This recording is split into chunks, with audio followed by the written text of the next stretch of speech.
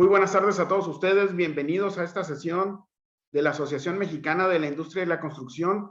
El día de hoy tenemos el evento Redescubriendo al Ingeniero Modesto Rolán, constructor del México moderno. Sean todos bienvenidos. Mi nombre es Tito Fenech. Para aquellos que no me conozcan, buenas tardes en México y buenas noches en Latinoamérica.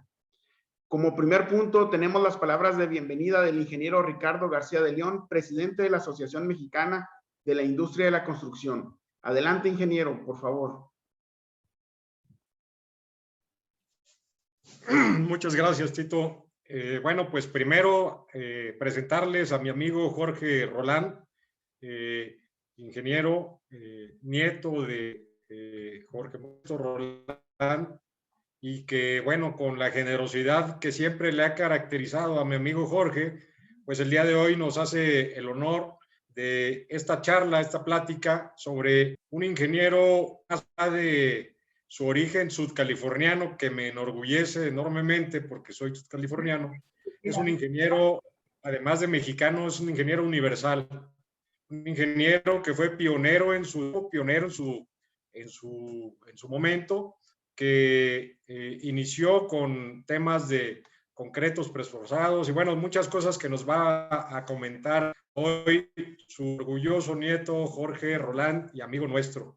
La Asociación Mexicana de la Industria de la Construcción a nivel nacional, con sus más de 59 delegaciones, se enorgullece el día de hoy en tener esta charla y esta emblemática posición de la ingeniería, que la verdad es que nos enorgullece mucho cuando en un momento difícil la ingeniería mexicana, en esta semana especialmente, y bueno, por temas más políticos que de ingeniería propia, pues ha habido pérdidas humanas en la línea del metro en la Ciudad de México. Pero en contraparte y resaltando la alta ética y la alta capacidad del ingeniero, bueno, en esa época llegó a diseñar y a trabajar varios proyectos que fueron disruptivos, que fueron innovadores y que hasta el día de hoy tienen vigencia.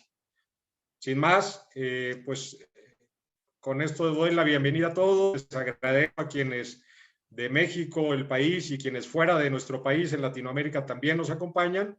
Y bueno, que conozcan un poquito más de este ingeniero universal. Gracias. Muchas gracias, ingeniero. A continuación, me voy a permitir leer una breve semblanza de nuestro expositor. El ingeniero Modesto Rolán Constantín nació el 16 de diciembre de 1939. Es ingeniero civil por la UNAM, políglota, articulista y empresario.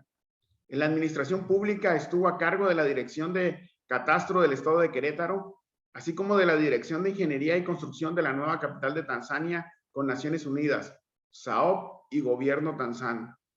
También fungió como secretario técnico del Colegio de Ingenieros Civiles de Querétaro y presidente del 6º Consejo de la CEMIC Querétaro y del Club de Industriales de Querétaro.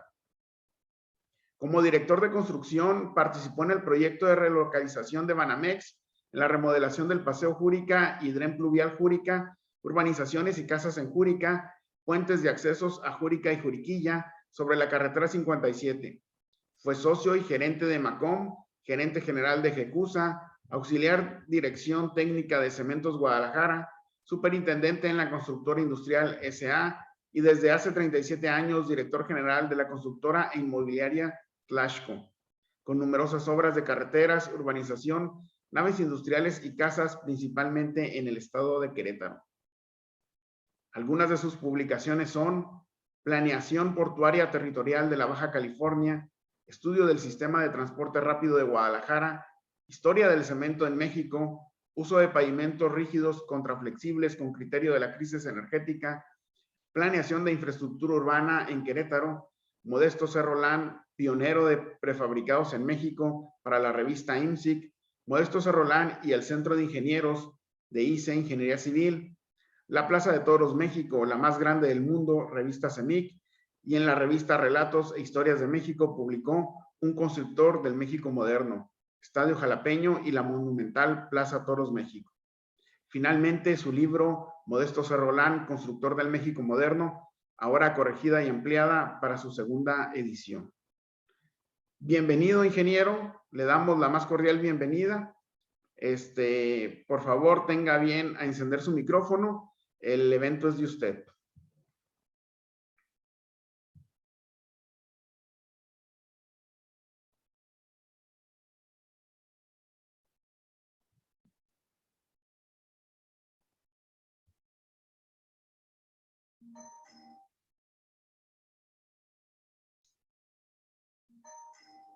Por favor, ¿puede encender su micrófono, ingeniero? Ya está encendido. A ver, aquí está. Ok, perfecto. Bien, pues primero que nada agradecer a la invitación muy gentil que recibí de la Asociación Mexicana de la Industria de la Construcción por conducto de mis queridos amigos Ricardo García de León y Rafael Fentanes. Les comento que el ingeniero Modesto Rolán fue un hombre en verdad renacentista, maestro, ingeniero, constructor, periodista, comunicador, visionario y funcionario público. Sin dudarlo, uno de los ingenieros más destacados de los primeros 50 años del siglo XX. He dedicado ya varios años para rescatar del olvido sus logros, que están contenidos en mi libro Modesto C. Rolán, Constructor del México Moderno. En la exposición de hoy he puesto un especial énfasis en los procedimientos de construcción de esos años. Las dificultades van a resaltar la increíble velocidad de ejecución de sus obras en tiempos que hoy, con toda la herramienta moderna, resultan aún asombrosos. La vida de Modesto Rolán, apreciarán, es una inspiración y un ejemplo de tenacidad, perseverancia y pasión por México. Él nació en La Paz, Baja California, el 15 de junio de 1881. Empezó sus estudios en las escuelas de sus hermanas en Santa Rosalía y en La Paz. Se fue a Culiacán y donde tomó en el Colegio Rosales, tomó los cursos para ser maestro de instrucción primaria, que decía él que era su herramienta para luchar en la vida. De ahí se trasladó a la Ciudad de México en la Escuela Nacional de Ingenieros. De 1903 a 1905 estudió y se recibió hasta el 1909. Acotó que la carrera tomaba 4 años y él la hizo en 3. Se defendió en la Ciudad de México como maestro de instrucción primaria, ya decía yo que era su primera herramienta, y luego fue profesional en la Escuela Nacional, primero de Agricultura y Veterinaria, luego en la Escuela de Ingenieros y en el Colegio Militar, sus primeros libros.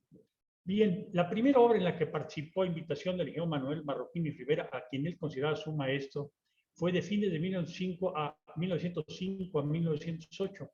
Se inició como proyectista y calculista para los tanques Dolores, la Casa de Bombas Condesa y otros.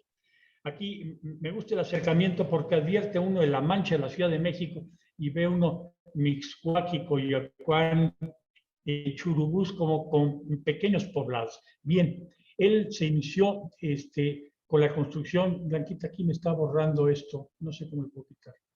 Los primeros, como constructor, fue auxiliar de contratista, Blanca, de los tanques de Dolores, que son 4 grandes tanques. No, esto. Bueno, los 4 tanques de Dolores, del cual fue ayudante residente. Posteriormente, la obra, por cierto, se construyó, era de 33 kilómetros. Me está tapando un poco la visión, espero que la tengan completa. Ustedes, el acueducto se construyó en 33 kilómetros, 17 que son ovoidales y 6 que son circulares. Del 18 de julio al 7 de agosto de 1907 fue la construcción del ovoidal y el circular de agosto del 7 al 1908. Finalmente fue nombrado residente general de este último tramo. En cuanto a la obra falsa, es interesante ver la cimbra, que se hicieron 200 metros para la cimbra inferior y 150 para la cimbra superior, en sectores de 1,50 que aquí se aprecian, sectores de 1,80, y 3 tramos que aquí los vamos a ver. Interesantemente, aquí verán cómo la obra se realizó con 2 vías paralelas, una a cada lado de lo que era el acueducto. Se ve la cimbra, aquí se ve a la izquierda las revolvedoras, 4 revolvedores en la parte de arriba, Aquí a la derecha se ve la vía de suministro, y al centro se ve la grava y la cimbra. La vista de una de las visitas, el metal desplegado, las vías de suministro, la vía de y las líneas eléctricas, porque al centro, en todo el tramo, había gran cantidad de agua que había que evacuar. En la sección oval se puede ver aquí las 4 revolvedoras, los 2 tanques de agua, el suministro de personal, los tablones para cruzar. Aquí se ve la grúa haciendo el cambio de la estructura metálica, y aquí se ve las 4 grúas, nuevamente los tanques de agua, y los elementos, todo se hacía a mano. Aquí vemos el detalle de cómo se cargaba en lo que llaman chiquihuites, que es parecido a los chundis que me tocó todavía conocer, tablones para cruzar el canal, las revolvedoras muy peculiares, la RAM para subir el material y los canalones para descarga del concreto. Fue residente general en el último tramo, como decía yo, y aquí se ve la fabricación, prefabricación de los tubos de concreto, salvo la parte inferior, y aquí se ve un vertedor. No he logrado localizar el de La Piedad. Esto fue verdaderamente su etapa formativa. Se hizo especialista en cálculo y construcción. Los tramos circulares, aquí se ven las silletas, para los tramos rectos, los circulares, etc. Terminando su periodo de constructor, se inició en el acueducto, se inició como constructor independiente y hizo este edificio que estaba en Reforma 96, un edificio muy festejado, inclusive en el 96, en 1962, la revista de Cemento de México la festejaba como una de las obras más importantes del Porfiriato. Después se convirtió en una agencia de Chevrolet y finalmente el restaurante Shirley's, que varios conocieron. A él se debió la primer clase de concreto armado en la República, y aquí están las noticias, las pláticas, y luego posteriormente hizo el primer manual de cálculo en México. Terminado su trabajo, se dedicó de lleno a buscar qué hacer por el bien de México. Además de las clases de concreto, organizó un club de ingenieros.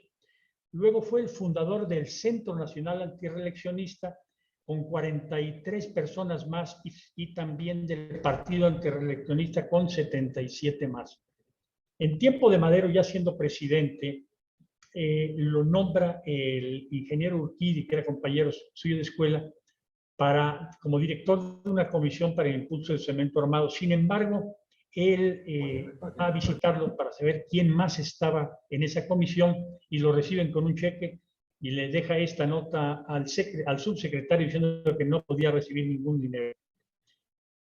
Fue con el ingeniero Vázquez Chafino y con el ingeniero Nava que hicieron el primer reglamento para el cemento armado en México, y en 1912 presenta una ponencia ante la Sociedad Antonio Alzate, cómo hacer científicamente el concreto. Cuando fue asesinado Madero, fue encarcelado. Logró la libertad, pero huyó porque se dio cuenta que lo podían reprender, y busca en Ciudad Juárez. Él lo comisiona a Estados Unidos para estudiar el sistema educativo y la organización municipal en Estados Unidos. Estando allá, fue comisionado por su gran manera el secretario de Gobernación de Carranza para crear un sistema de información. Entonces crea el Mexican Bureau of Information y envía cartas mexicanas a 500 periódicos. Y se lo comenta a Carranza. Dice: lo mando a los periódicos, en periódicos pequeños en provincia, y ellos la tomaban con gusto y hacían una difusión espontánea y que no le costaba de más al gobierno. Al regresar a México después de un año, es nombrado oficial mayor de comunicaciones. Cuando después del triunfo de la revolución contra Huerta, Carranza decide trasladarse a Veracruz. Resulta que había un problema gravísimo por la entrada de todos los militares que pusieron a prueba el sistema de servicios municipales en Veracruz, y lo nombran en una comisión para resolver el problema del agua. Ya en Veracruz también se convierte en un promotor de los problemas agrarios y da una conferencia antes en la Escuela Nacional de Preparatoria sobre la división de tierras, huelgas y leyes obreras que había estudiado en Estados Unidos. Y en Veracruz ya dicta una conferencia que se llama La Cuestión Agraria y Medios Prácticos para Resolver el Problema. Esta exposición fue muy importante en su vida porque ahí se conectaron con él tanto Alvarado como otros revolucionarios como Obregón en fin, varios revolucionarios. Luego, con Salvador Alvarado y Gustavo Espinosa, forman la primera organización política de la revolución, la Confederación Revolucionaria, que buscó proponer contenido social al Plan de Guadalupe. Cuando no fue totalmente como se esperaba, el doctor Atl y Roland se quejaron ante la prensa de que no debían atenderse solamente los ejidos, sino que había que buscar que todos los mexicanos tuvieran un pedazo de tierra. Dado el problema, fue nombrado secretario de la Comisión Técnica del Petróleo con Pastor Roal como presidente y viajaron primero a Tampico y posteriormente ya a Nueva York a estudiar leyes y los reglamentos y los mecanismos de producción. Regresando a México, Alvarado, conociendo sus ideas sobre el agrarismo, le invita a Mérida y lo hace presidente de la Comisión Agraria y lleva un grupo de ingenieros. Pero lo muy interesante es que reedita su libro sobre topografía para formar topógrafos y hacer el catastro rural ayer. Él fue quien primer nombramiento a Carrillo Puerto como el operador agrario en Motul, de donde era originario. Además era editorialista en La Voz de la Revolución, que era el mecanismo de comunicación de Alvarado ahí en la península. Y uno de los que me pareció muy interesante es que en 1936 habla del poco provecho que saca el petróleo, a pesar de ser México el tercer productor mundial, y hay que disponer, dice, la nacionalización del petróleo y la construcción de oleoductos y refinerías en el país 22 años antes de que esto sucediera. Cuando se detuvo el reparto agrario, decidieron regresar a Nueva York, continuar la defensa y sobre todo difundir el éxito en Yucatán, aunque encabezó también ahí una agencia financiera. Como consecuencia, los ataques de Villa Colombos en 1906 publicó varias cartas abiertas en defensa del constitucionalismo, uno al periodista Hearst, otro al presidente Wilson y al obispo Kelly. Lo nombraron en una conferencia de paz, fue nombrado vicepresidente y en la conferencia la atendieron 3 mexicanos, después del problema de Villa en Colombos. Entonces, entre ellos está el doctor Atl y está Manuel Rojas, el licenciado Rojas, que fue el que encabezó el constituyente en Querétaro. Aquí hay unas fotos de él en Celaya con Obregón, en Colima con Obregón y en Celaya con Carranza. El 22 de septiembre de 1916 fue electo diputado constituyente en La Paz por el Distrito Sur, era un representante. Tenía yo la noticia periodística, pero recientemente del archivo histórico de La Paz encontraron esta que es la votación puntual de cómo llegó a ser constituyente, nombrado constituyente, que no estuvo ausente porque estaba en Nueva York atendiendo los asuntos de divulgación del constitucionalismo, y luego fue nombrado diputado propietario, que tampoco asistió. Mientras esto sucedía, él seguía encargado en Yucatán como gerente del petróleo de la Compañía de Fomento del Sureste que había creado precisamente Salvador Alvarado. Ahí construyó el primer muelle de concreto y dirigió las obras de instalación en progreso que liberaba a 20,000 trabajadores que tenían las haciendas enequeneras cortando leña para poder trabajar las máquinas desfibriladoras de las enequeneras. También, y esto lo aprendí cuando estuve en Mérida, montó una planta de prefabricados en 1918 y comercializó sus productos y casas. Bien, en Nueva York tiene varias aplicaciones que aquí vemos, algunas de ellas desde luego.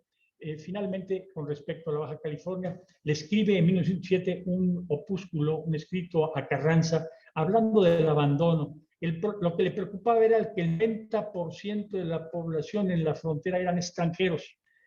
Y pide que se haga una comisión. Por esta razón, en 1919 encabezó una comisión de Hacienda a la California Norte, reeditada por el gobierno de ese estado, su universidad y la Secretaría de Educación. Curiosamente, algunas propuestas novedosas propuso hacer de Mexicali un puerto de mar. El río Colorado en 1919 aventar casi la gran cantidad del agua que salía en las épocas de lluvia.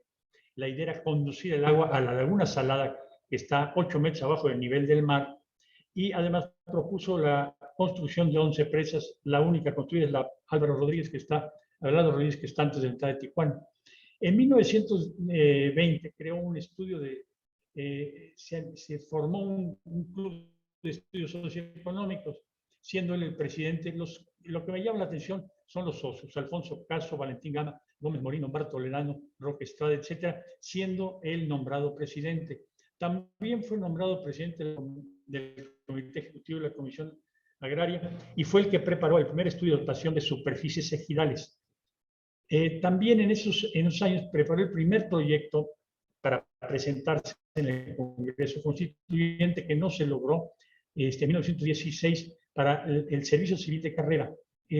Ahora, al frente de la Comisión Agraria del Comité Ejecutivo, cuando cambió el secretario, que era el general Villarreal, entra a su relevo un ingeniero Dosal y le saca la carta de renuncia, le dice: acepto tu renuncia. Se molesta y le manda un telegrama, que aquí lo tienen, y simplemente lo que me llama la atención es que le manda un telegrama al presidente Obregón, ni más ni menos, y le dice: espero se me dé una explicación, y de usted le espero. Nada menos que Obregón. Y Obregón en menos de 24 horas le contesta diciendo lo que lo acaba de nombrar para encabezar la Comisión de los Puertos Libres. Bien, en 1921 escribió el primer libro sobre el municipio libre, que llamó El desastre municipal en la República Mexicana. Este libro lo presentó una presentación previa a la edición del libro que fue en una conferencia precisamente en el Club de Estudios Socioeconómicos. Y aquí sale la publicación. La introducción lo hizo Manuel Gómez Morín. Recientemente, hace año y medio, en el Instituto Nacional de Administración Pública me invitaron a dar una plática sobre la vida de él, pero sobre todo destacaban que este libro era un libro visionario. 40 años de que esto se abordara realmente en forma seria en México, y sobre esto el Universal publicó esta noticia. Bien, también siempre buscando difundir sus ideas, el general Alvarado, que buscaba la presidencia de la República, creó el Heraldo de México y lo invitó como director. Y él creó una revista que se llamaba El Hombre. Interesantemente, uno de los artículos que ahí publicó fue una propuesta para hacer zona libre de toda la península de Baja California, que no se logró hasta 20 años después con el general Cárdenas. Bien, en el primer congreso, primer Convención Nacional de Ingenieros, él presentó una ponencia muy interesante, que era la constitución de un instituto de planeación de ciudades, planificación de ciudades. La de él fue la más destacada de la presentación del convenio, que las otras hablaban de asuntos gremiales, pero la de él hablaba sobre la planeación de ciudades. 40 años que lo hiciera, antes, 50 años de que el arquitecto Ramírez Vázquez creara la Dirección de Desarrollo Urbano en su secretaría. Bien, en los puertos libres mexicanos, en su primera presentación, fueron, gracias al decreto que publicó Adolfo de la Huerta cuando fue presidente provisional, lo redactó él, y aquí está la publicación. Y luego Obregón lo nombró gerente, y aquí está la inauguración, y presentó este concepto en la segunda Comisión Nacional de Ingenieros. Cuando Calles decreta la desaparición, luchó contra ellos durante muchos años, y finalmente en 1900 logró su reinstitución con Cárdenas.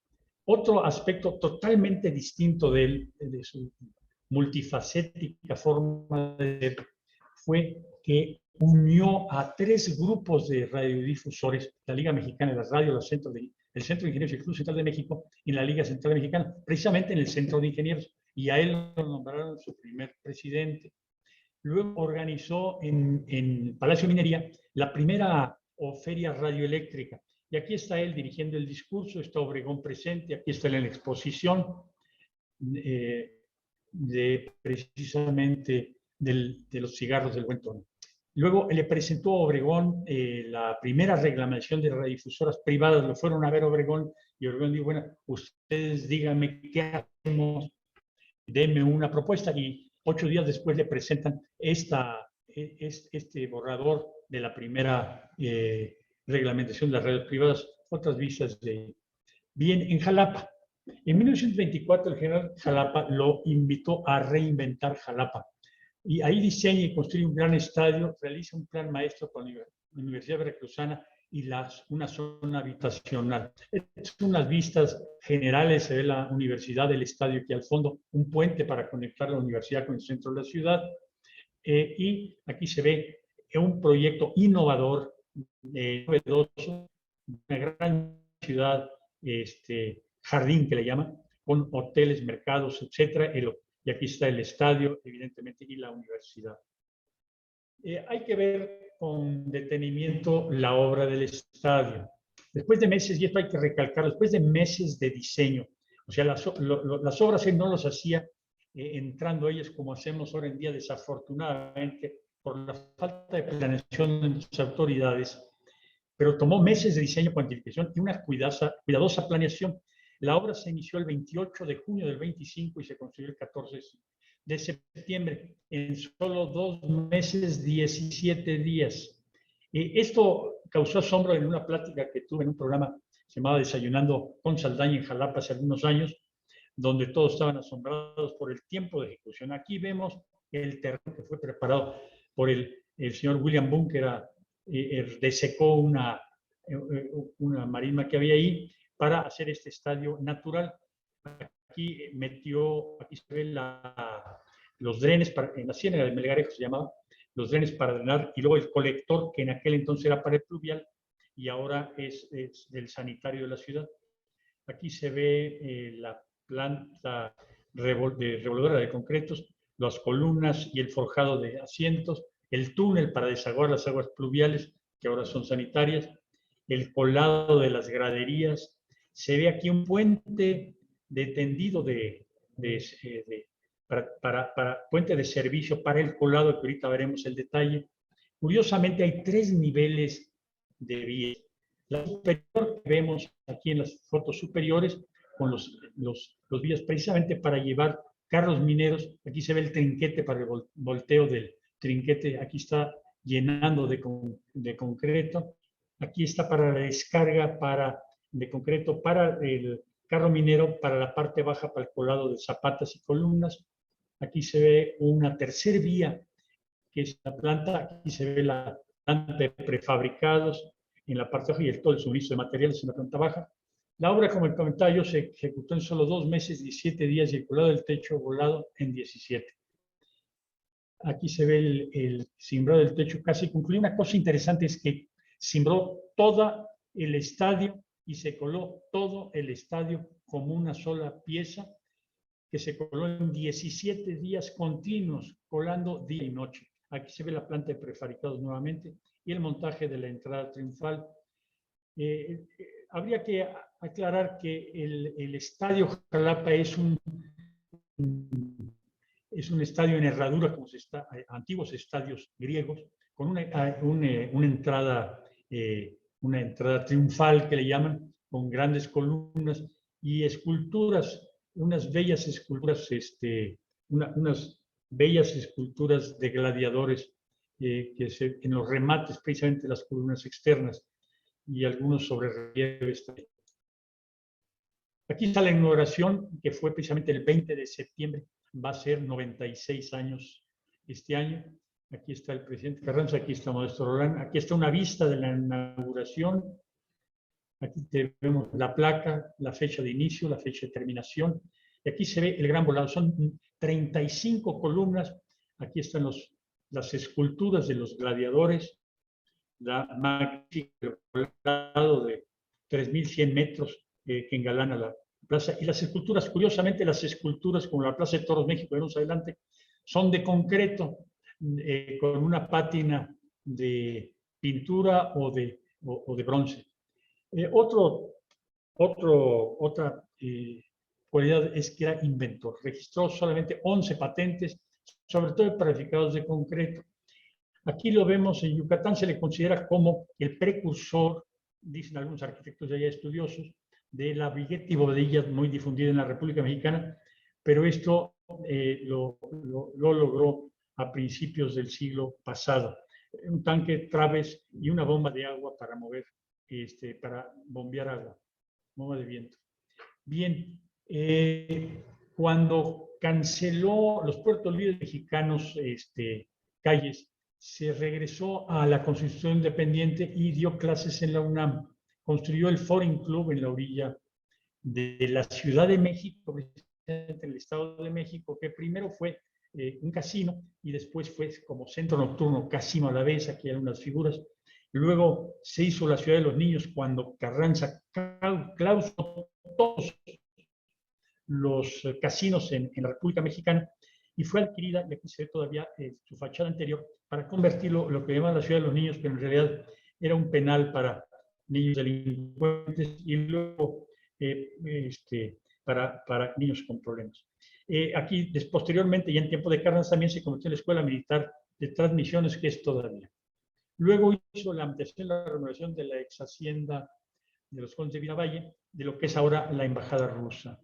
En Cuernavaca construyó el Hotel Chula Vista, que fue muy popular allá en los años 30, el lugar donde llegaba pues, todos los artistas y la gente conocida de aquel entonces, un gran hotel que recientemente, tras su abandono, ha sido rescatado por la Universidad Autónoma del Estado de Morelos para convertirlo en un centro cultural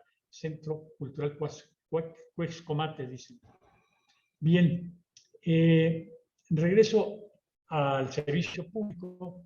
En 1930, al regresar Pascual Ortiz Rubio, que había sido masón como lo fue él, lo invitó para encabezar el área de construcción de vías férreas. Y ahí inició el Ferrocarril del Sureste y ferrocarriles en el norte de Baja California Norte.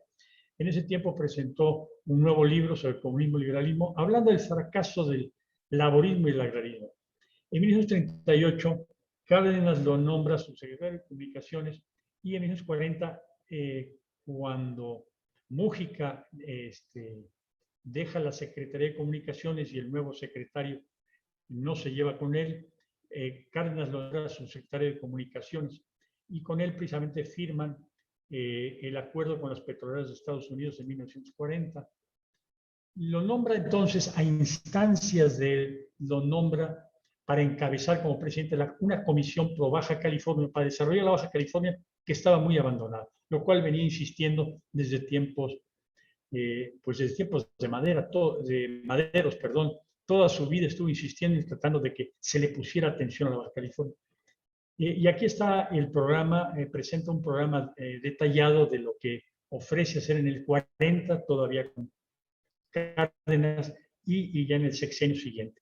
En 1939, gracias a él, Cárdenas logra que se extienda la zona libre a toda la península, que él había propuesto casi 20 años antes que se hiciera en toda la península. El general Mújica, cuando es gobernador, le pide recomendaciones para el desarrollo de la península y finalmente el candidato Adolfo López Mateos lo invita a una gira de campaña por la península. Regresa a los puertos libres precisamente con Cárdenas, lo convence de la importancia de los puertos y se reinstituyen los puertos con Coatzacoalcos, Salina Cruz y después inclusive Ensenada, Topolobampo y Ensenada. Se realizaron los puertos siendo el sugerente en 1952, presentó la Sociedad Mexicana de Geografía y Estadística, los puertos libres y el tráfico interoceánico es una cosa muy interesante. En esos tiempos el presidente Ávila Camacho lo nombra coordinador de una comisión para el desarrollo del Suchiate.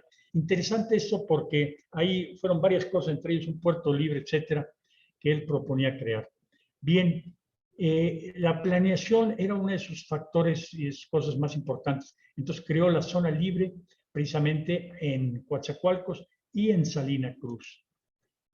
Una de las cosas muy interesantes de la cual dedicó mucho tiempo, hizo un estudio detalladísimo con pendientes de 0,5%, redes de curvatura de 10 minutos, y en una transportación de buques en esclusas viajeras desde, no Salina Cruz por el problema del dragado de la Laguna Superior, hasta Coatzacoalcos, 188 kilómetros, del cual hizo una maqueta, estudios y buscó financiar, que no lo logró. Y luego finalmente por el asolve que había el gran asolve que había en Salina Cruz, construyó una draga fija y luego presentado esta propuesta en una ingeniería de costas en Houston. Desafortunadamente en México, al terminar su gestión y el cambio de presidente, abandonaron a que se deteriorara y se perdió. La obra más conocida de él es probablemente La Ciudad de los Deportes, que fue resultado del sueño del licenciado Neguib Simón, un yucateco de origen libanés, que compró los terrenos el 39 al sur de la Ciudad de México, el antiguo rancho San Carlos. Y entre ellos se incluía, aquí se ven las grandes oquedades, una foto que conseguí de las oquedades que fue donde se instaló la Ciudad de los Deportes. Lo demás iba a ser desarrollos inmobiliarios. El ingeniero Simón conocía a Morrogán desde Yucatán y lo invitó a encabezar la obra, porque era muy reconocido además. El proyecto de la Ciudad de los Deportes incluía una plaza de toros para 50, estadio para 60, siempre espectadores, un frontón de arena para 7 y 14,000, canchas de tenis, boliches, pista de patinar, alberca y una alberca con olas, estacionamientos, etc. La obra de la Ciudad de los Deportes no permitía improvisación. El ingeniero Rolán y sus ingenieros dedicaron meses al estudio, diseño y cálculo. Yo les comentaba igual en Jalapa, la planeación tomaba meses, pero los meses ahorraban dinero y sobre todo tiempo. Y los servicios de instalaciones. Y luego, además, de los costos de la construcción de insumos, equipos, fuerza laboral y con el avance del proyecto se decidió que la Ciudad de los Deportes, por razones presupuestales, solo incluiría la plaza de toros, el estadio y la arena. Después de meses de planeación, en diciembre del 44 se iniciaron los trabajos preliminares y las terracerías. La obra de la arena, que aquí se ve, se abandonó por razones presupuestales. Los trabajos del concreto iniciaron en junio de 1945. Me llama la atención que podría pensarse que la economía del país empezaba a reactivarse al terminar la Guerra Mundial y Estados Unidos empezaría su desarrollo y habría más dinero para el país inclusive. Hice una vista aérea de la obra, la entrada que llegaron a ser hasta el control de trabajadores, hasta 10,000 trabajadores en varios turnos, en 3 turnos. Me pareció interesante esto porque aquí vamos a ver cómo se desarrollaron los trabajos. Vemos en esta vista aérea las zapatas en la parte superior, luego el cimbrado de las columnas internas, las columnas internas coladas, cimbrado de las columnas externas, las columnas externas ya coladas y el inicio del cimbrado. Y además aquí se ve a la izquierda el inicio de la excavación de los dentellones que estaban a 250 metros uno del otro. Aquí se ven los taludes, se ve el talud de la calle, era concreto sencillo, concreto simple, y los colados alrededor de la plaza son armadas, son taludes armados. Por cierto, bueno, aquí se ven algunos caídos, inclusive soportados, que se colaron junto con el revestimiento. Aquí se ve el colado de los taludes exteriores sin armar, y aquí se ve el cimbrado para el colado de lo que es exterior de la plaza y el cimbrado de la plaza de toros. Aquí se ve el armado también exterior de la plaza. Aquí hice una visita en julio, al mes y fracción de iniciar la obra. El presidente visitó la obra, pero ya tenían mostrado, siempre las presidencias municipales echan a andar todo, asientos prefabricados, que es interesante, vamos a ver. Y la gran maqueta, hay 2 maquetas y aquí es lo que había que aclarar. Una primera maqueta la hizo Neguib Simón con el concursante que ganó el concurso que se hizo en el 42, pero fue hasta esta fecha y en el 44, 45, cuando se hizo la maqueta que hiso precisamente Alfredo Yus, el escultor. Aquí está él mostrando desde la parte de arriba al presidente, aquí está el presidente con él, viendo algunos planos, y están sentados en las graderías recién. Aquí se ve, interesantemente, La obra, hay que acotar que la obra completa se hizo en solo 6 meses. Se ve toda la tribuna superior cimbrada. Aquí los costados de la plaza exterior, los taludes también cimbrados para su lado. Y se ve los asientos prefabricados que fueron colocados uno a uno, y se ve al centro de la plaza una plataforma con una varilla que es el centro de la plaza. Aquí el procedimiento de construcción, se ve la gran planta de concreto con 4 revolvedoras. Aquí se ve una tolva deslizante, se ve la grava, el acento y el cemento. El cemento se medía en sacos y medios sacos, y la grava y la arena en palanganas que se cargaban volumétricamente. Y aquí se ve sobre una plataforma deslizante y un cabrestante, aquí están los cables para jalar la tolva. En la siguiente se ve la tolva descargando precisamente a una tolva hacia las revolvedoras, y aquí está un contenedor que en ese lugar donde se cargaba un contenedor, y el contenedor subía el concreto hasta una tolva, y de ahí por su colado. Los camiones de 8 toneladas para llevar el concreto a toda la plaza. Aquí se ve cargando un camión, aquí se ve las plumas con cabrestantes subiendo un bogie, un carro de mano, a 25 metros de allá una tolva, y de la tolva a los canalones. Aquí se ven los canalones y los contravientos. Aquí se ven los canalones durante el colado. Y la planta de fabricados de las cuales yo hablaba. Por eso se considera él uno de los pioneros de los prefabricados en México. Fueron 22,000 piezas. Fue la primera obra en que en México se hicieron y se emplearon piezas prefabricadas en volumen. Aquí se ve la colocación, se desliza sobre los taludes, lo veíamos. Aquí está la colocación uno a uno sobre los círculos trazados. Aquí están la planta de prefabricados. Otra vista de la planta de prefabricados.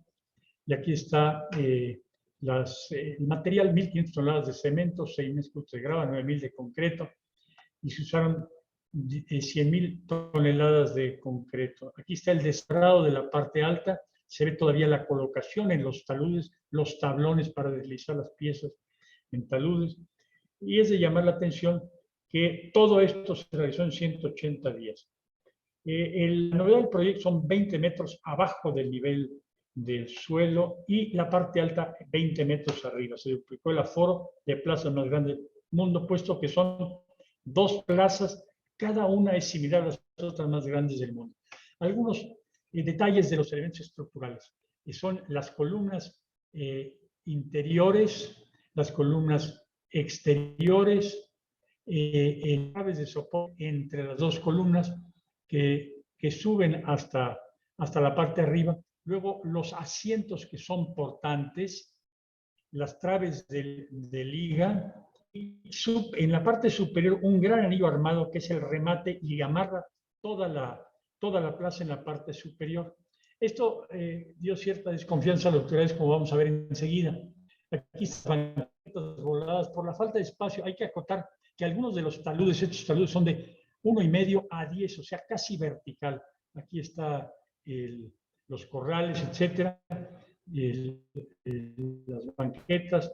Aquí están los túneles, son 7 túneles. Aquí se ven algunos de los túneles de enfermería, los puentes de acceso y salida, el taller de Alfredo Yus con las hermosísimas esculturas que engalanan la plaza, el manejo del agua de lluvia que sale desde los asientos que conducen el agua, los asientos la parte baja, y a un canal que le da vuelta a toda la plaza, y de ahí a un cárcamo y a una bomba que está ahí desde 1945, y sube el agua por una tubería de 10 pulgadas hasta la calle.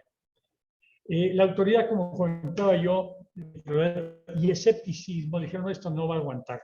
Obligaron una prueba de carga. 1,000 trabajadores cargaron 120,000 sacos de arena de 50 kilos en todos los asientos.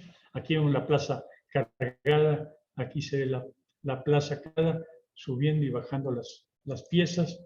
Finalmente, ya terminada, dijeron: ¿sabes qué, mano? Para darte el permiso, le dijeron a la empresa, necesitamos que nos des $1,000,000 para donativo a la seguridad. Y luego el obispo Luis María Martínez, en su famosa vuelta al ruedo que él acotó: conste que di la vuelta al ruedo antes que Manolete. Aquí está la multitud accesando. Aquí, el 5 de febrero del 46, hace ya 75 años que se inauguró, la multitud entrando, el pasillo de acceso, las vistas, vean la cantidad de gente. Hay que acotar que al mismo tiempo que la Plaza de Toros, que es la que está más documentada, se construyó el estadio, pero este se inauguró hasta el 6 de julio del 46. Se ha convertido en un foro multiusos para peleas de box, cantantes, reuniones políticas y religiosas, y recientemente el torneo de tenis, un juego de tenis que fue récord Guinness de asistencia, vistas recientes. Finalmente, en el gobierno de Adolfo Ruiz Cortines, publicó una respuesta a una encuesta, efectivamente, de evitar la miseria pública y combatir el comunismo. Y desnudó los problemas del país con cosas que a esta fecha no se han resuelto. La miseria pública, desastre del agrarismo, el laborismo, para crear clases privilegiadas de los líderes, obvio, el problema electoral, el remedio, no se ha puesto remedio al desastre municipal, y habla de libertad municipal y los frenos democráticos que ahora están en boga, revocación, iniciativa y referéndum. Pero no les gustó su escrito y cesó su participación. Finalmente, en el 54, el arquitecto Carlos Lalo le invitó a planear el plan maestro del Centro SCOP en la Universidad de Cumbres de Baltar, Niño Perdido.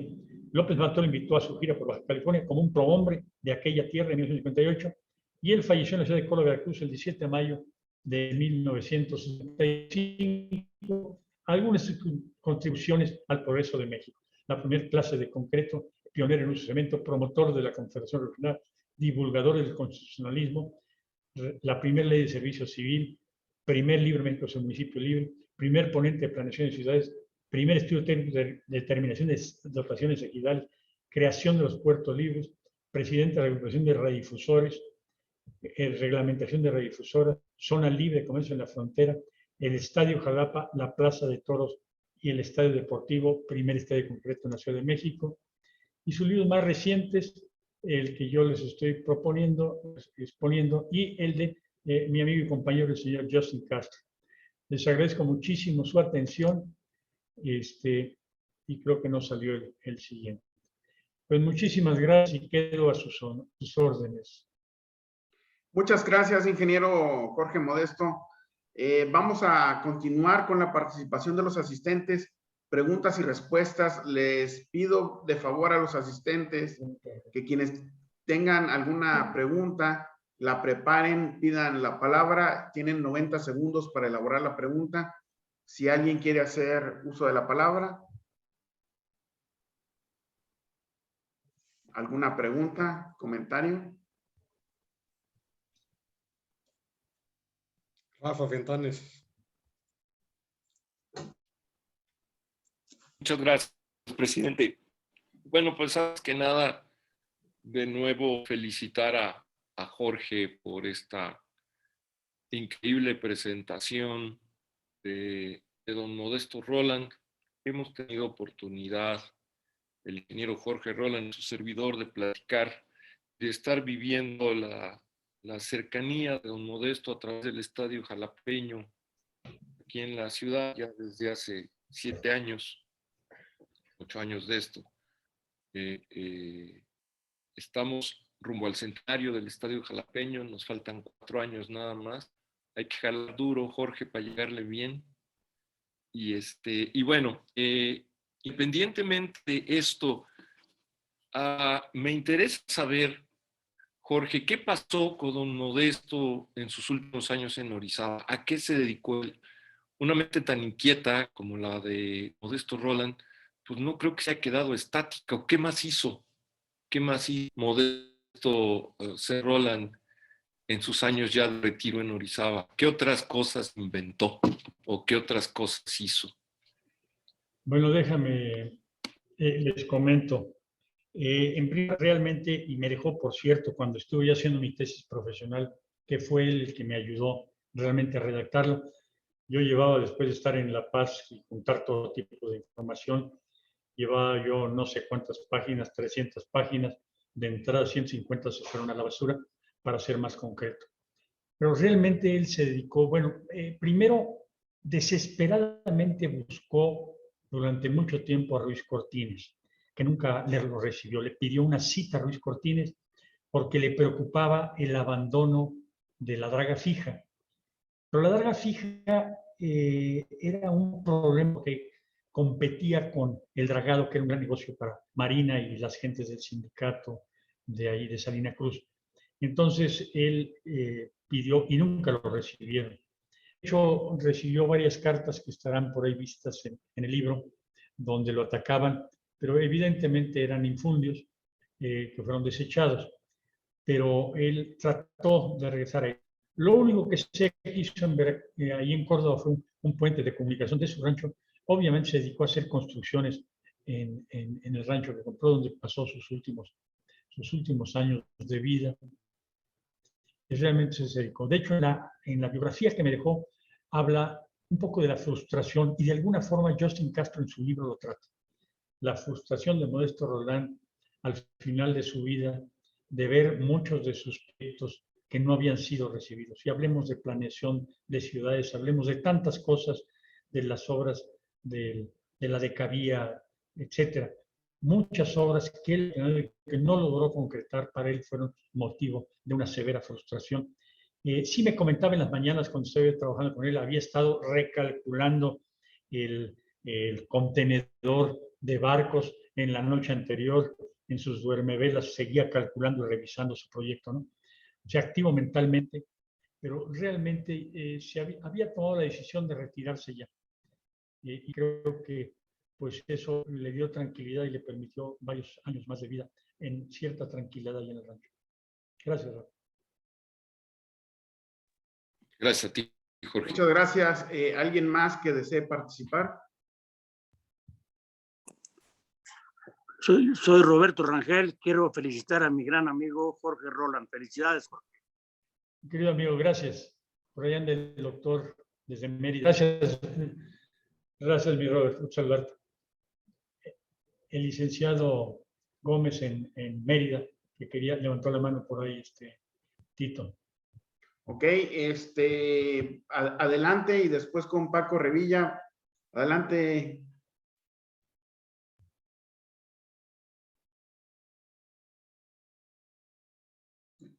Bueno, Paco, en lo que enciende su audio, adelante, Paco. Hola, buenas tardes. ¿Tienes fotos de Brasil?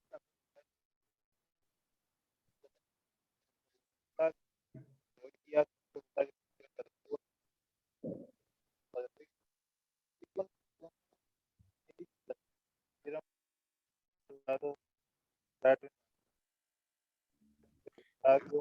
Se te escucha muy bajo, Paco. No sé si puedas subir el volumen o acercarte al micrófono. ¿Me escuchan? Sí, pero muy bajito. ¿Me escuchan? Sí, adelante. ¿Qué complicaciones se pudieran encontrar hoy en día en el Estado? Aquí en el puerto, bueno, pues, terreno remoto, más complicado que pienso yo sería un teatro bajo. Bueno, muy muy cercano a nivel de personal, y en la posición del estadio de Jalapa, que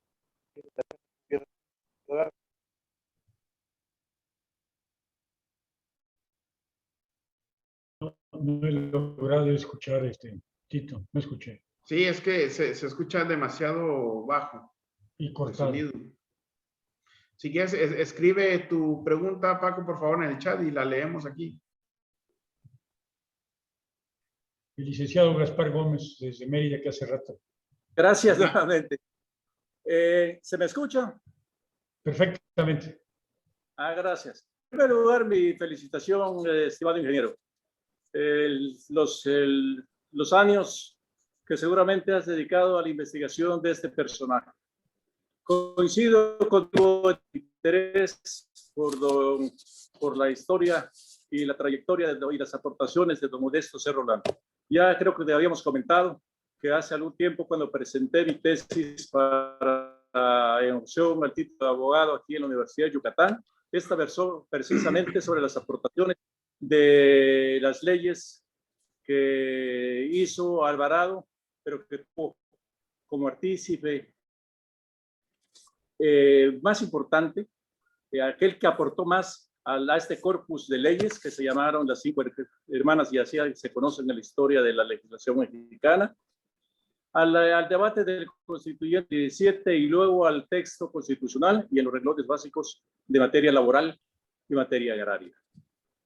Para nosotros, aquí en Yucatán, Modesto Cerro es un personaje fuera de serie, sobre todo por la labor histórica que hizo Alvarado. Se ha dicho que Alvarado ha sido el mejor gobernante que ha tenido la península yucateca y quizá uno de los mejores que dio la Revolución Mexicana. Pero el equipo hizo al hombre. El talento de Alvarado fue incorporar a gente de valía como Modesto Cerro Rolán. Aquí en marzo de 1915 y al poco tiempo ya estaba aquí don Modesto colaborando con Alvarado y dieron como resultado un conjunto de leyes que premió toda la historia nuestra y hasta la legislación actual todavía tenemos disposiciones que fueron plasmadas en las leyes de Alvarado, inspiradas por don Modesto Cerro Rolán. Nos llama mucho la atención en el caso de él, que era un hombre itinerante. Aquí en Yucatán, según cuentas sacadas después de leer este libro, no hizo meses acá, hizo prácticamente semanas, viajaba mucho, estaba acá, luego en la Ciudad de México, luego aparecía en Nueva York y todo con un alto grado de productividad. Entonces, para nosotros ha sido verdaderamente importante. Además, le reconocemos la labor excepcional que tuvo como propagandista. La Revolución Mexicana pudo permear las páginas de la historia a través de una labor intensa de propaganda. Y don Modesto, en este caso, lo hacía con todo acierto y eficacia. Lo mismo es un artículo en Nueva York que publicaba aquí en la prensa local de entonces, artículos cada 15 días, defendiendo los puntos de vista doctrinarios que traía la revolución a nuestro estado. Además de ser propagandista, aquí nos dejó una honda huella. Él, ahora lo reconocemos incluso a través de este micrófono, tenía una gran vocación por la construcción. Era un constructor visionario. Aquí nos dejó como testimonio, y todavía lo tenemos aquí a 36 kilómetros de Mérida, el muelle de Progreso hecho de concreto. Además, ahora que vemos cómo funcionan los fraccionamientos nuevos sobre vivienda de tipo popular, fue él el precursor y lo hizo, y no solo lo diseñó, además la construyó. Entonces, esta es una serie de cosas que nosotros aquí le reconocemos y por eso don Modesto es parte de nuestra historia. Yo quisiera terminar con la investigación que se ha hecho en este libro es interesantísima y muy completa. Y sin embargo, hay alguna pregunta que quisiera hacer y dejarlo como una duda que tenemos respecto a don Modesto y a algo que sucedió. En 1916, cuando él estuvo acá, se construyó la estación inalámbrica con equipos alemanes que, si mal no recuerdo, de la marca Telefunken. Y a partir de esa construcción, nosotros quedamos comunicados con el resto del mundo, no solamente con la capital del país. Y se llamó la inalámbrica.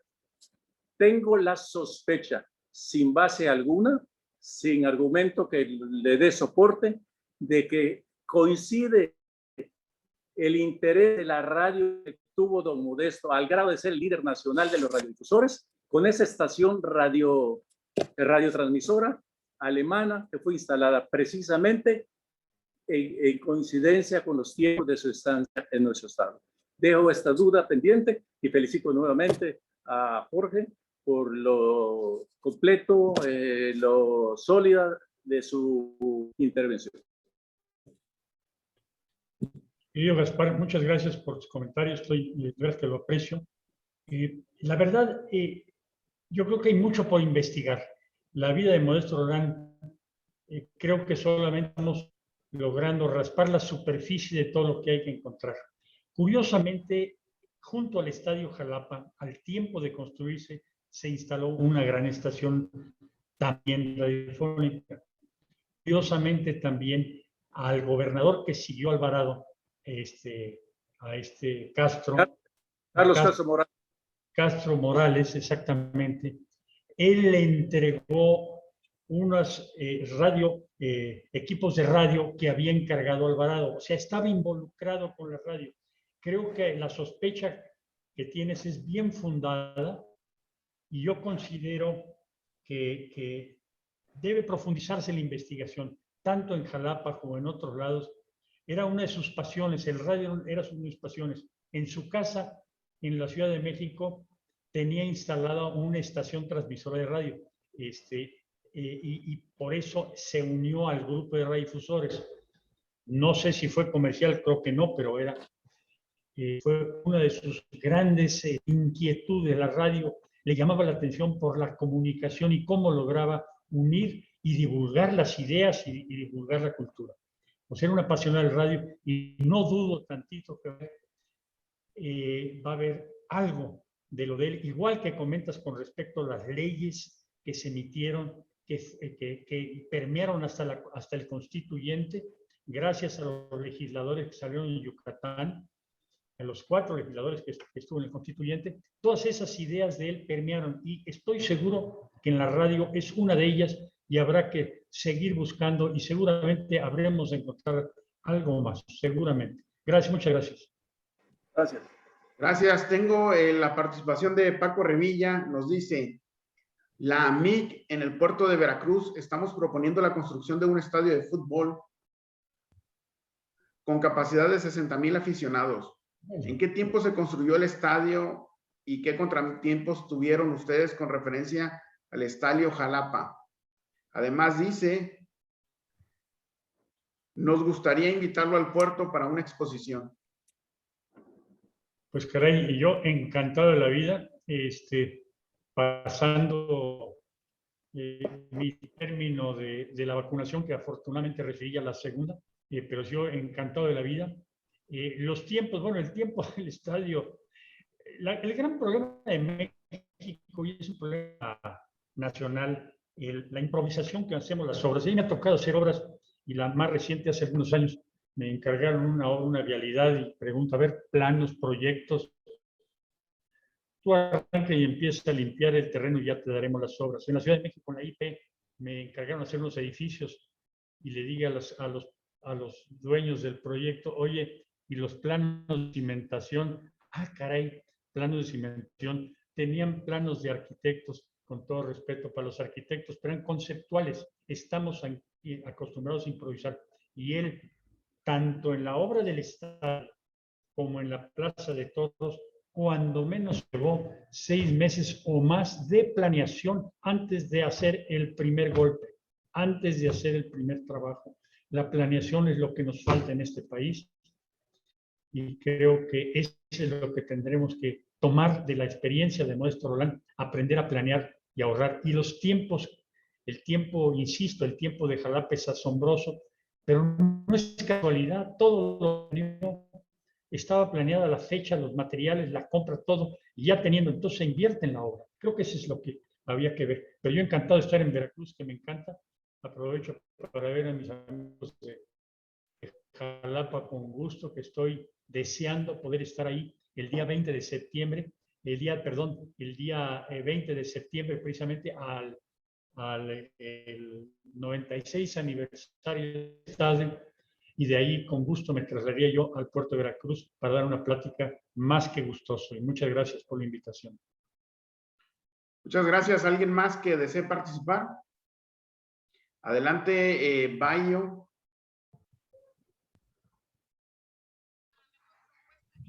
Sí, muy buenas tardes a todos. Gracias. Bueno, una felicitación a nuestro amigo Jorge Roland. Bueno, cada vez que lo escucho o que leo una de sus aportaciones, realmente vuelve a ser sorprendente porque si bien ya ha acumulado bastante información, una documentación bastante extensa sobre la vida de don Modesto, pues es sorprendente que vuelve nuevamente a encontrar encontrar y sacar nuevas evidencias de la vida de don Modesto. Y ciertamente fue muy prolífico, muy polifacético, abordó temas de las radiodifusoras, abordó temas de, obviamente, de ingeniería, pero también de leyes, de política, etcétera. Y yo creo que hay algo que también abordó sin que se haga tanta alusión a ello. En el Estadio Jalapeño no solamente es una gran obra de ingeniería, sino también una gran obra de arquitectura y de urbanismo. ¿Por qué? Porque la ciudad era una ciudad de carácter histórico y que él, en su visión, respetó precisamente ese bagaje de la ciudad con sus cámaras, con su tipología arquitectónica y urbana, para realizar una nueva e incipiente ciudad, diremos ciertamente lejana, del centro histórico de Jalapa. Y desde allí generar unas visuales tanto de la ciudad histórica como de la nueva ciudad jardín. Esto yo creo que es muy interesante desde el punto de vista urbano, pero también en el arquitectónico, porque esa entrada triunfal no es solamente producto de la obra de ingeniería como tal, sino también tiene un gran bagaje histórico, arquitectónico, tanto por sus columnas, ¿verdad?, de carácter toscano, como también de las esculturas de los gladiadores. No son invención, sino que son tomadas precisamente de la historia de la escultura del siglo XIX, de Antonio Cánova, un escultor extraordinario, clásico, que realiza unas esculturas que hoy están en el Museo del Vaticano. Y él toma precisamente de estas esculturas el modelo para que se coloque en el Estadio Jalapeño. Y además hay una historia alrededor de estas esculturas. No es solamente por la imagen agradable, sino que hay toda una historia que habla de un simbolismo que es muy relevante, muy importante, y por eso, bueno, consideramos que el Estadio Jalapeño no solamente es una gran obra de ingeniería, sino una gran obra de arquitectura, de urbanismo, y que estamos en el proceso de que sea declarada Patrimonio Cultural del Estado de Veracruz, y posteriormente estaremos iniciando también la propuesta para que sea declarado como Monumento Artístico Nacional. Muchas gracias y felicitaciones a nuestro amigo Jorge Roland. Gracias. Abraham, muchas gracias por tus palabras. La verdad, asombra el Estadio Jalapa, es admirable, años de su construcción. Algún arquitecto amigo aquí de Querétaro hablaba de él y decía, es una obra de Candela. Le dije, no, es muy anterior. Pero la realidad, la transparencia de la obra, que no en conflicto con la naturaleza que le da transparencia, las 35 columnas, la ligereza que tiene la obra, son espectaculares. Él como urbanista es evidente, reflejaba las ideas definitivamente del general Jara, y los dos juntos hicieron un gran equipo, y creo que lograron. Él sabía trabajar en equipo. Yo creo que esa es de las cosas interesantes, como las obras esculturales, de esculturas de Estadio Jalapeño y de la Plaza de Toros, ambas son grandes obras esculturales de grandes artistas y curiosamente hechas en concreto, que la verdad todavía no he aprendido cómo se hacen las obras esculturales de concreto, debe ser el mismo sistema, pero esas obras de concreto, pintadas o cubiertas de bronce, son espectaculares. Pero qué coincidencia varios de esos elementos. La entrada de la Plaza de Toros inclusive tiene algo de reflejo de lo que tiene la entrada triunfal de Jalapa. O sea, como que se repiten los conceptos. O sea, uno no improvisa, construye sobre lo que hay y avanzas. Creo que es una de las cosas que hay que destacar en la obra de Modesto Roland. Y para mí es un orgullo poder comunicarlo y tener amigos que lo aprecien, a lo cual estoy agradecidos a todos. Gracias, ingeniero Genovevo. Pidió la palabra, adelante.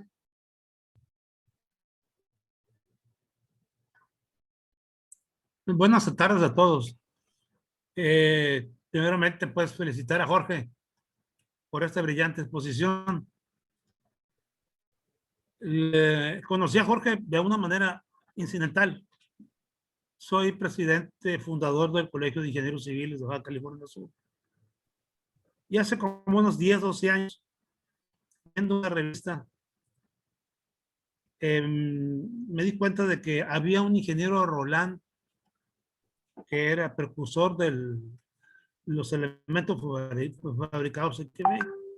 Aquí en La Paz, Baja California, la familia Roland es muy conocida. Hay músicos, maestros, maestras, mecánicos marinos, en fin, y son muy conocidos. Y se me hizo muy similar, dije el apellido, ¿por qué ese señor? ¿De dónde? Roland, ¿de dónde? ¿Dónde es ese señor? Y venía al final del artículo que leí una referencia de un amigo de una universidad de Texas. Me pongo en contacto con él por el correo y me dice que él tiene esos conocimientos en virtud de que conoce a Jorge Roland, que es por qué no me pongo en contacto con él para que él me explique cómo está la relación de los Roland. Me mandó un correo a Jorge y tuve el agrado y el placer de conocerlo y ahora hacernos amigos. Iniciamos aquí en La Paz, pues una pequeña campaña de difusión. Estuvo con nosotros en unos grupos, en el colegio, en fin, dándonos a conocer. Y ahí nació el deseo de hacer todo lo que ha venido haciendo Jorge extraordinariamente bien y con mucho sacrificio, lo sé.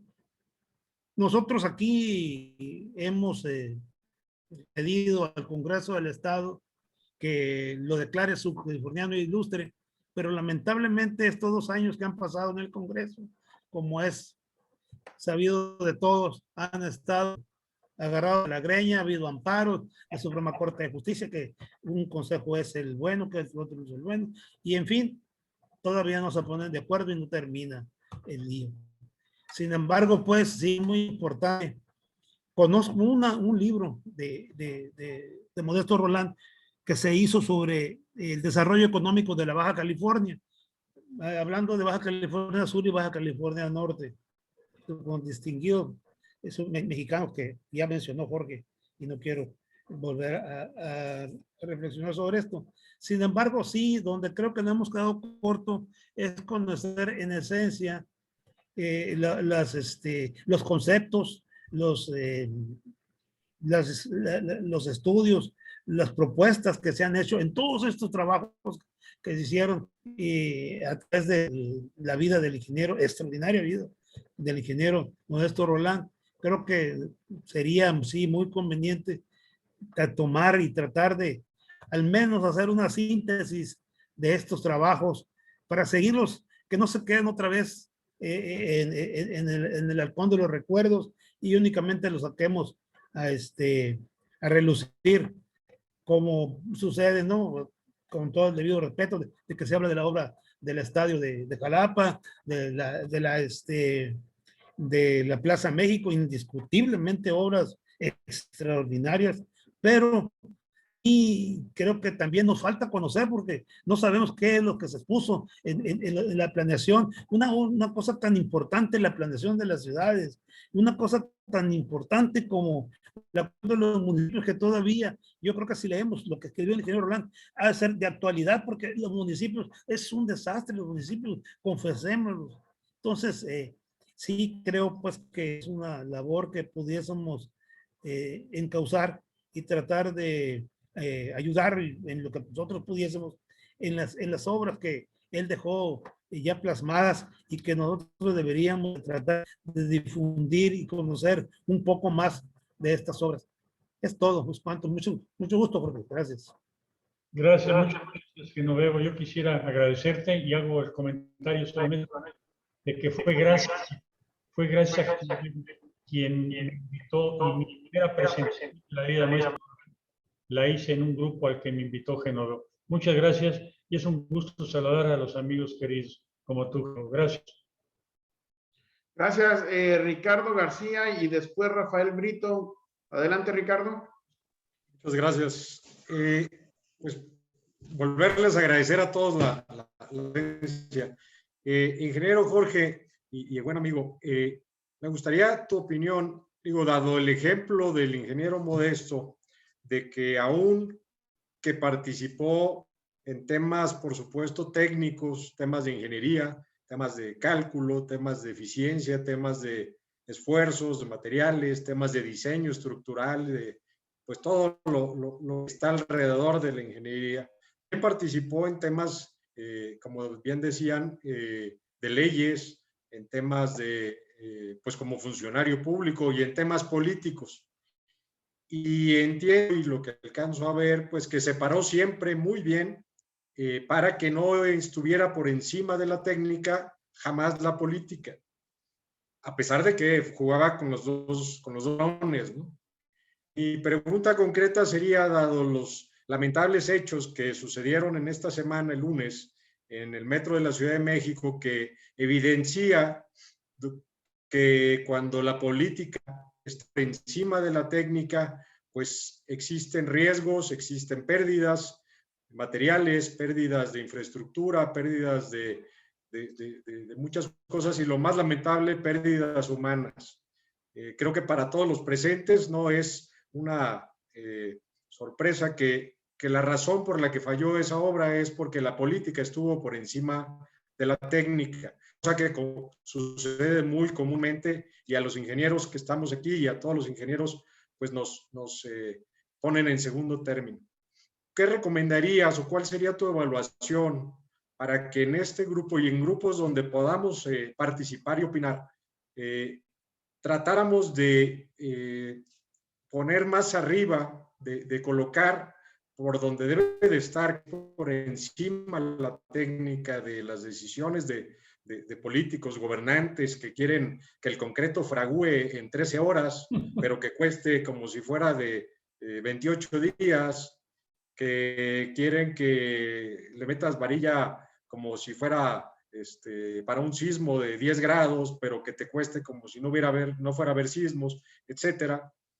¿Qué recomendaría en ese sentido para el grupo de ingenieros que hoy estamos, ingenieros de todo el país? Nos acompañan miembros de la Asociación Mexicana de la Construcción, pero también del Consejo Mundial de Ingenieros de Latinoamérica y de los colegios de ingenieros civiles de todo el país, como mi amigo el ingeniero Genovevo Cota. ¿Qué nos recomendarías para que pudiéramos incidir, impulsar y por esto pues estar al pendiente, no después de que sucedan las tragedias, sino antes y desde el momento que se planean las obras, que lo hizo magistralmente el buen ingeniero Modesto Rolán? Muchas gracias. La verdad, quisiera empezar por la parte histórica.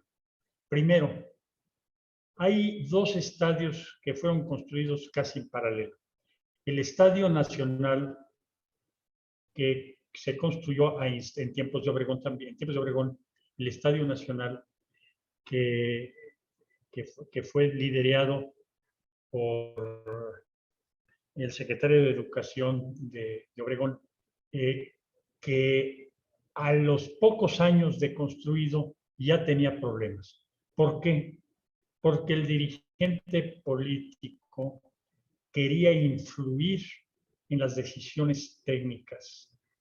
Y gracias a esto, y esto lo trata con bastante cuidado Justin Castro en su libro, Modesto Rolán. O sea, Jara no intervino para nada. Confiaban en Modesto Rolán como ingeniero, lo mismo que hizo en su momento Neguir Simón. O sea, la confianza en la técnica es lo primero. Desafortunadamente, y quiero regresarme a otro comentario, cuando hice una conferencia hace un par de años en la Universidad de Arkansas, remota, yo desde el campus de aquí de Colón y Justin Castro allá, alguien me preguntó en Arkansas que si había un reconocimiento a la labor de Modesto Rolán en el gobierno mexicano. Le dije que no. Porque en México, como en casi todo el mundo, el trabajo lo hacen los ingenieros y el crédito lo reciben los políticos. Si no logramos, y creo que es una lucha que no debemos cejar, es una lucha que tenemos que emprender, de hacer entender a los políticos que las obras técnicas tienen su tiempo, tienen su maduración, la improvisación y errores, la improvisación y la prisa lleva a sobrecostos. Y esto creo que es una cosa que debemos insistir. Me quedó claro que los políticos todavía no abren oídos. Sigue el problema latente y mientras no hagamos que entiendan esto los políticos, seguiremos sufriendo este y otros problemas. Pero creo que es parte de la labor de agrupaciones como la asociación, los colegios de ingenieros, etcétera, el seguir insistiendo que cada vez que los políticos se entrometen en las obras, crean problemas como el que estamos ahorita viendo. La improvisación es todo, Ricardo. Gracias. Gracias, ingeniero. Rafael Brito, adelante.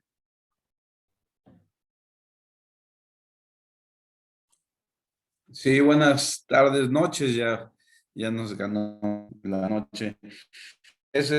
Voy a ser breve. Antes que nada, quiero agradecer la invitación a esta hermosa reunión y la oportunidad de saludar a muy buenos y grandes amigos que hay en toda la República. Hay algo, es un ejemplo a seguir, evidentemente, el ingeniero Roland y su diversidad, que es algo sorprendente. Pero quiero destacar 3 puntos: la planeación, trabajo en equipo y la difusión. ¿Sí? Son cosas que nos están haciendo falta desde hace mucho tiempo. La difusión va desde la historia, que es parte de la cultura, y su ejemplo, su vida como un ejemplo a seguir. Necesitamos muchos de esos mexicanos. ¿Sí? Sí es cierto, ¿no? La técnica por encima de la política es algo que debe prevalecer. Y ahorita veo yo que tenemos una gran oportunidad, la celebración de los 100 años. Ya lo venimos haciendo con una planeación, pero a lo mejor necesitamos ahorita redoblar esfuerzos, que esa planeación tenga un objetivo más allá que la simple celebración de los 100 años. Los 100 años van a ser otro ejemplo más. Ojalá y podamos integrarnos y hacer de esta celebración algo más grande de lo que ya tuvimos en el 95 aniversario aquí en Jalapa. Muchas gracias. Contrario, gracias, Rafa. Gusto saludarte. Un gusto saludarte, Rafa. Gusto saludarte. Felicidades. Gracias, Jorge. También para mí es un gran placer estar aquí. Ok, ¿alguien más que desee participar? Bueno, al parecer hemos agotado las participaciones. Quisiera entonces pedirle al ingeniero Ricardo García de León, Coria, presidente de la Asociación Mexicana de la Industria de la Construcción y nuestro anfitrión el día de hoy, clausurar los trabajos del día de hoy. Muchas gracias, Tito. Bueno, pues agradecer a nuestro invitado Jorge Roland, nieto de don Modesto Roland, que bueno, nos ha ilustrado y siempre, como decía el ingeniero Genoveo, es algo nuevo. Siempre que platica uno con don Jorge, que me ha tocado por ahí compartir algunas horas, algunas charlas también, siempre hay cosas que se van descubriendo a lo largo del tiempo. agradecer especialmente a mi amigo y vicepresidente nacional, Rafael Fentanes, que organizó esta charla y que, bueno, gracias, mi estimado Rafa, por el apoyo. Es la suma de esfuerzos lo que hace a la MIC grande. A Tito, por supuesto, que nos ayudó con la moderación, nuestro vicepresidente también nacional de capacitación, y bueno, a todos los miembros de la asociación y quienes nos visitan de los colegios, de la Federación de Colegios de Ingenieros Civiles, del Consejo Mundial de Ingenieros también, pues, y de los colegios estatales. Gracias por habernos acompañado. Esperamos que haya sido de su agrado, esperamos que el bagaje cultural y ingenieril, que es una mezcla de lo que nos presenta el día de hoy Jorge Roland, pues les haya sido de su agrado, les haya sido de provecho. Recordarles que a partir de mañana está en venta el libro que escribió el ingeniero Jorge en Amazon. Ya lo pueden adquirir a partir de mañana en Amazon. Y bueno, pues seguirlo escribiendo va a ser todo un reto. Y si tienes pensado, mi estimado Jorge, ir al puerto de Veracruz para septiembre y no te incomoda, pues me encantaría acompañarte. Fantástico. Por ahí para festejar. Y pedirte, mi estimado Jorge, que clausures formalmente el evento con tu intervención, por favor. Pues que hay una clausura oficial, me resulta difícil, pero solo quiero cerrar agradeciendo a todos los que gentilmente, primero a Tito que condujo, a ti por la invitación, a Rafa por su invitación y a todos los amigos y compañeros que han acompañado. Me siento muy agradecido por su compañía, por su atención y los invito a seguir investigando y obviamente sumando a la investigación. Esto ha sido labor de muchas gentes. Cada día no pasa casi semana o cuando menos mes en que no tengo algo nuevo sobre las obras de Modesto Roland. Entonces, invito a todos a que sigamos reconstruyendo la vida de este gran hombre, sobre todo por el ejemplo que es para la construcción de un México moderno. Gracias a todos y a ustedes, los directores, de mi agradecimiento. Buenas tardes. Gracias. Muchas gracias. Les agradecemos a todos. Luego, buenas noches. Gracias, Jorge, Tito, Marco, todos, buenas noches. Gracias a todos, buenas noches. Buenas noches. Buenas noches. Gracias, buenas noches, amigos.